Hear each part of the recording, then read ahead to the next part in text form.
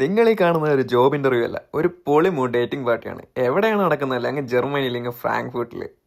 അപ്പം ഞാനും പോയി, ഒരുങ്ങിക്കെട്ടി തന്നെ പോയി. അങ്ങനെയാണല്ലോ അതിലൊരു രീതി.